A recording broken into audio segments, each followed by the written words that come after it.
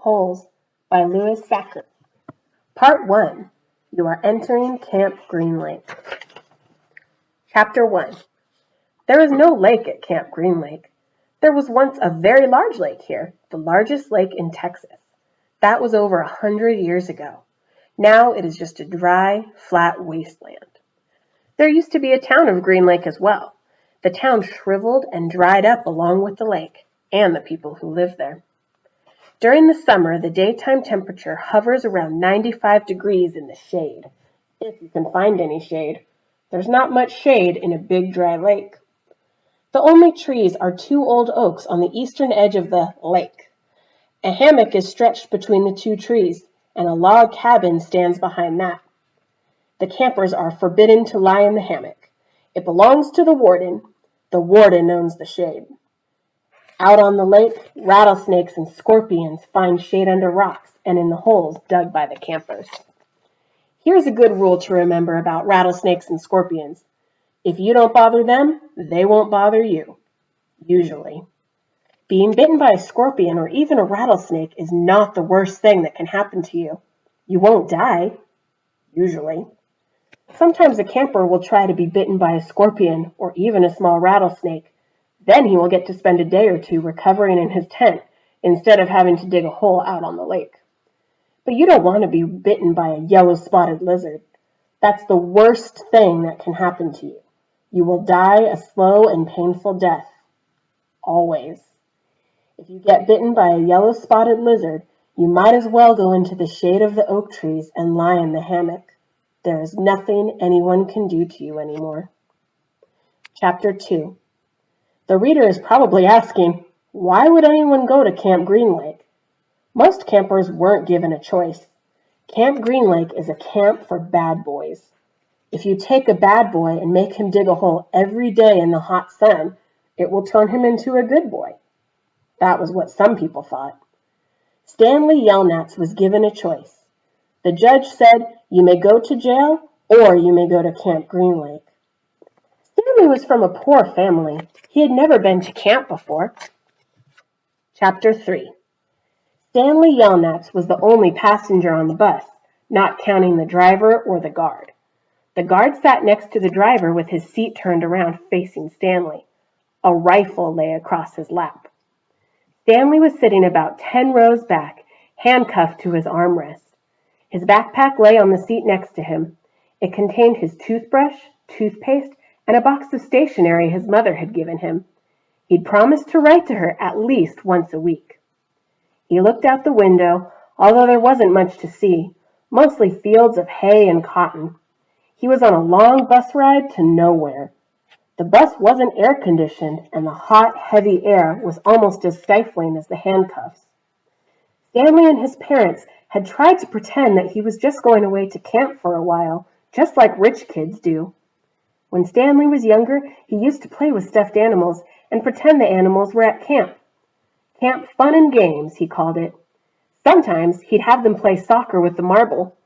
Other times they'd run an obstacle course or go bungee jumping off a table, tied to broken rubber bands. Now Stanley tried to pretend he was going to Camp Fun and Games. Maybe he'd make some friends, he thought. At least he'd get to swim in the lake. He didn't have any friends at home. He was overweight, and the kids at his middle school often teased him about his size. Even his teachers sometimes made cruel comments without realizing it. On his last day of school, his math teacher, Mrs. Bell, taught ratios. As an example, she chose the heaviest kid in the class and the lightest kid in the class and had them weigh themselves. Stanley weighed 3 times as much as the other boy. Mrs. Bell wrote the ratio on the board, 3 to 1, unaware of how much embarrassment she had caused both of them.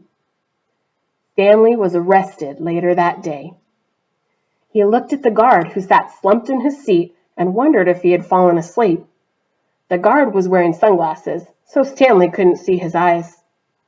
Stanley was not a bad kid. He was innocent of the crime for which he was convicted. He'd just been in the wrong place at the wrong time. It was all because of his no-good, dirty, rotten, pig-stealing great-great-grandfather. He smiled. It was a family joke. Whenever anything went wrong, They always blamed Stanley's no-good, dirty, rotten, pig-stealing great-great-grandfather. Supposedly, he had a great-great-grandfather who had stolen a pig from a one-legged gypsy, and she put a curse on him and all his descendants. Stanley and his parents didn't believe in curses, of course, but whenever anything went wrong, it felt good to be able to blame someone. Things went wrong a lot. They always seemed to be in the wrong place at the wrong time. He looked out the window at the vast emptiness. He watched the rise and fall of a telephone wire.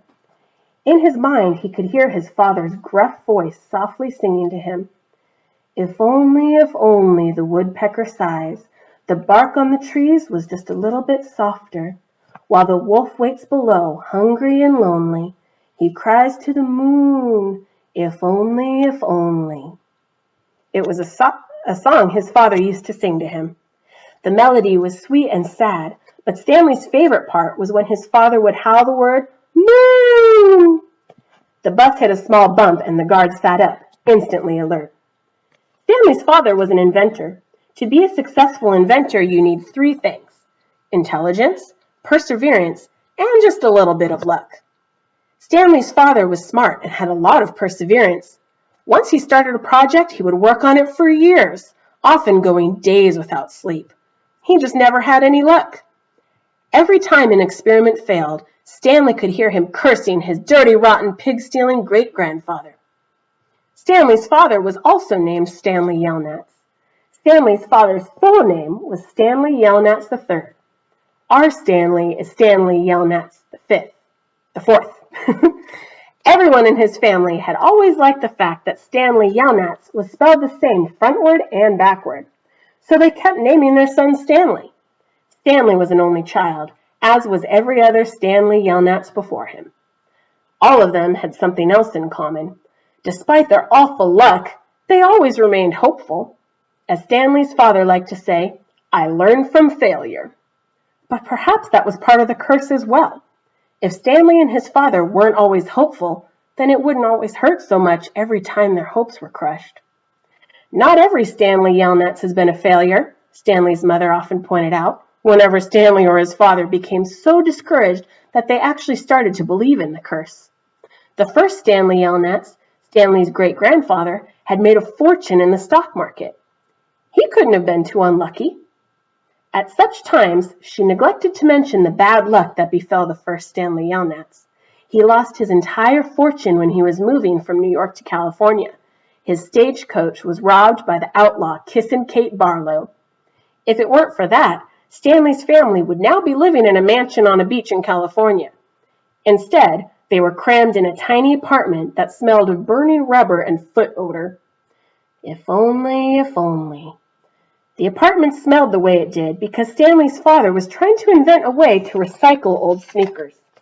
The first person who finds a use for old sneakers, he said, will be a very rich man. It was this latest project that led to Stanley's arrest.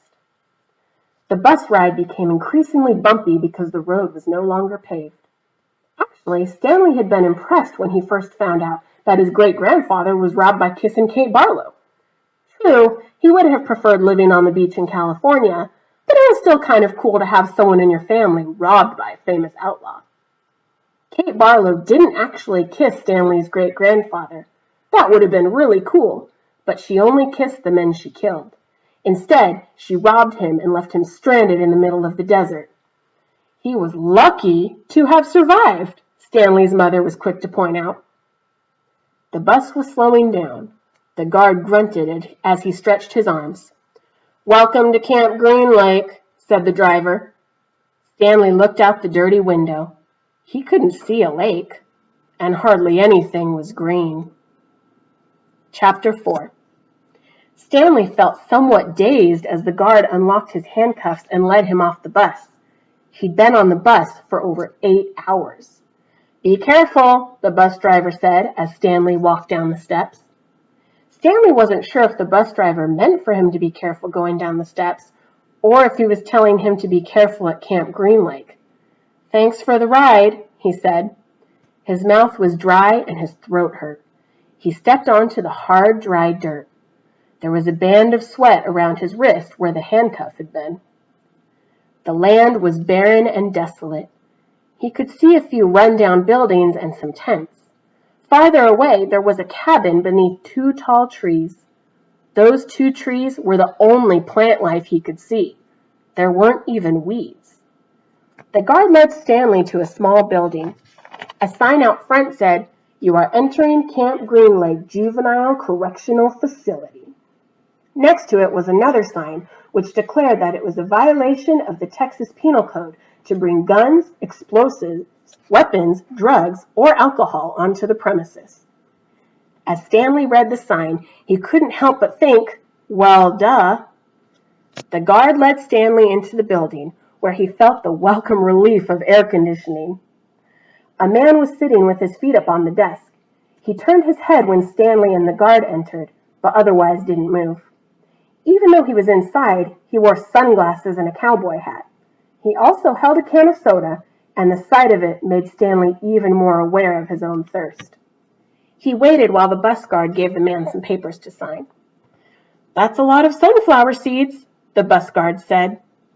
Stanley noticed a burlap sack filled with sunflower seeds on the floor next to the desk. "I quit smoking last month," said the man in the cowboy hat. He had a tattoo of a rattlesnake on his arm, and as he signed his name, the snake's rattle seemed to wiggle. "I used to smoke a pack a day. Now I eat a sack of these every week." The guard laughed. There must have been a small refrigerator behind his desk, because the man in the cowboy hat produced 2 more cans of soda. For a second, Stanley hoped that one might be for him, but the man gave one to the guard and said the other was for the driver. "9 hours here and now 9 hours back," the guard grumbled. "What a day." Stanley thought about the long, miserable bus ride and felt a little sorry for the guard and the bus driver. The man in the cowboy hat spit sunflower seed shells into a wastepaper basket.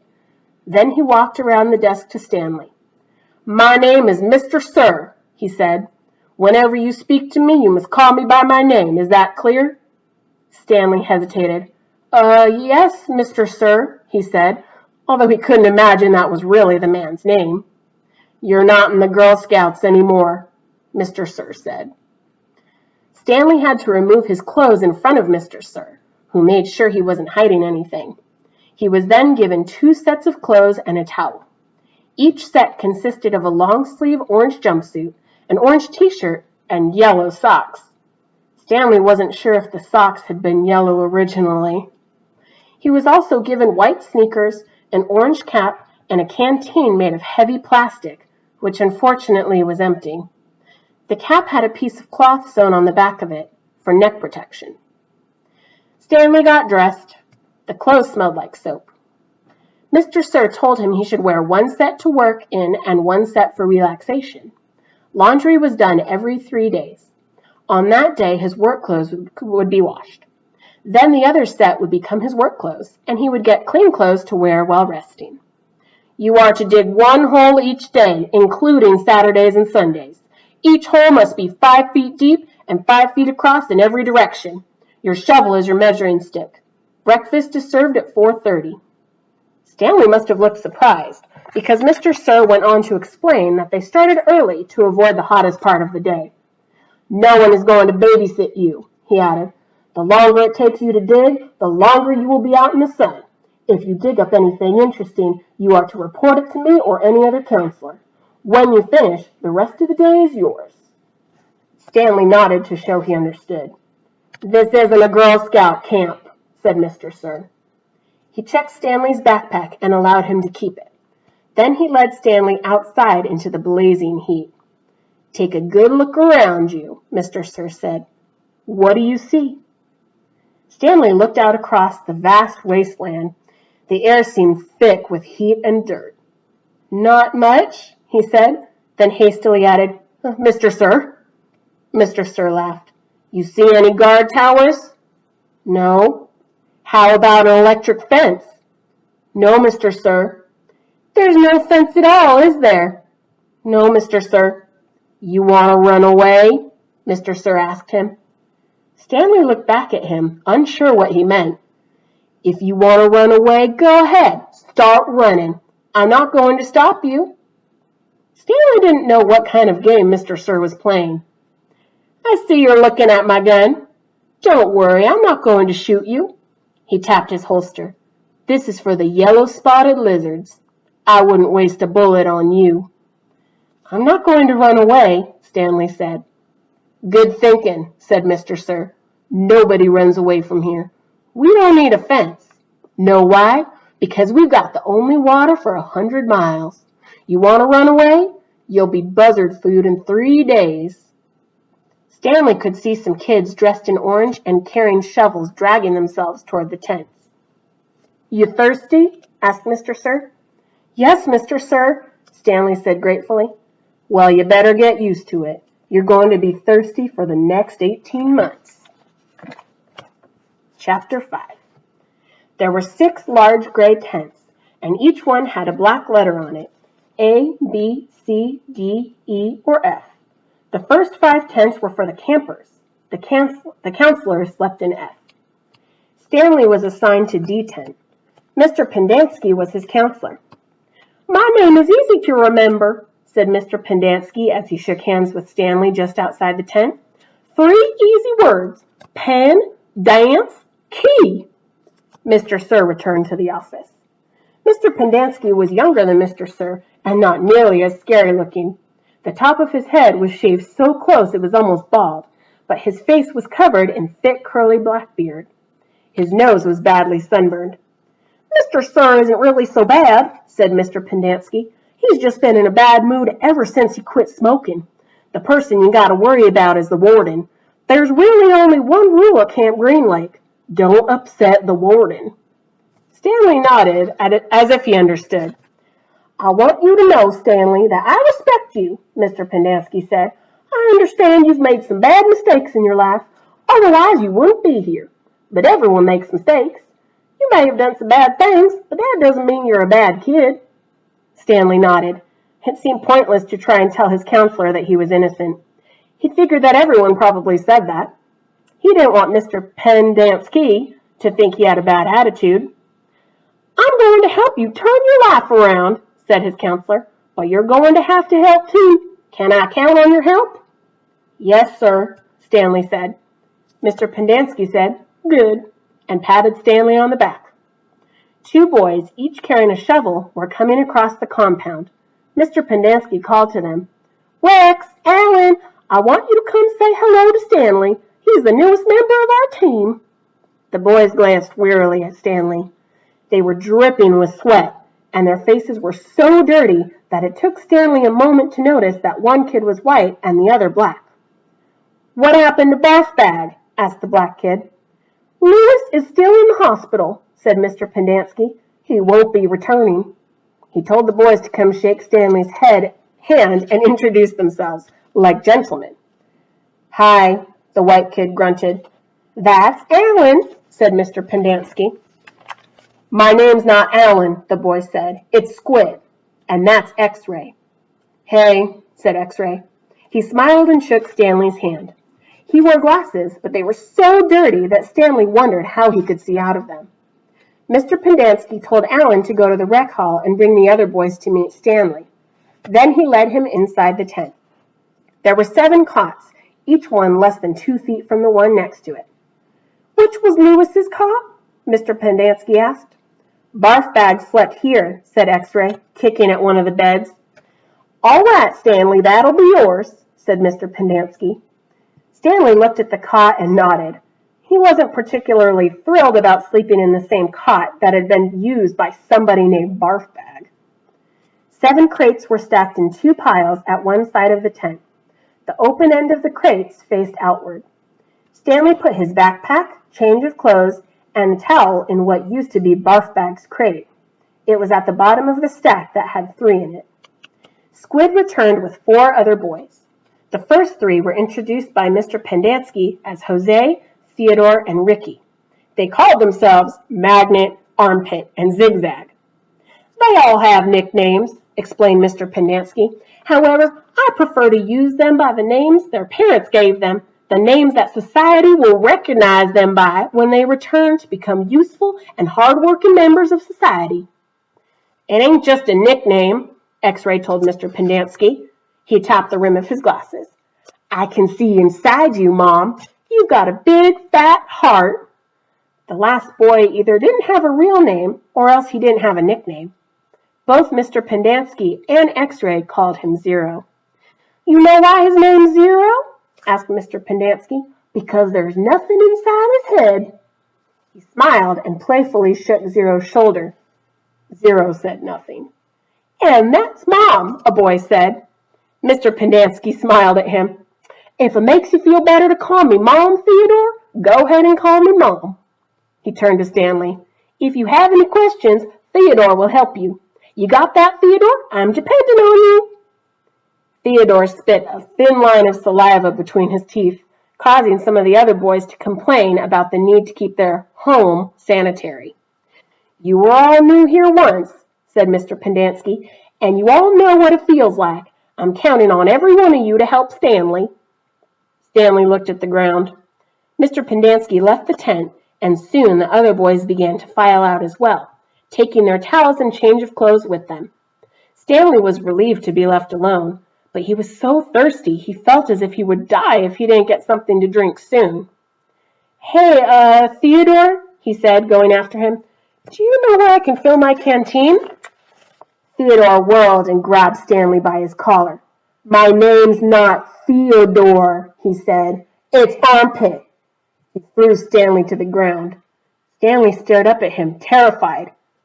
There's a water spigot on the wall of the shower stall. Thanks, Armpit, said Stanley. As he watched the boy turn and walk away, he couldn't for the life of him figure out why anyone would want to be called Armpit. In a way, it made him feel a little better about having to sleep in a cot that had once been used by somebody named Barfbag. Maybe it was a term of respect.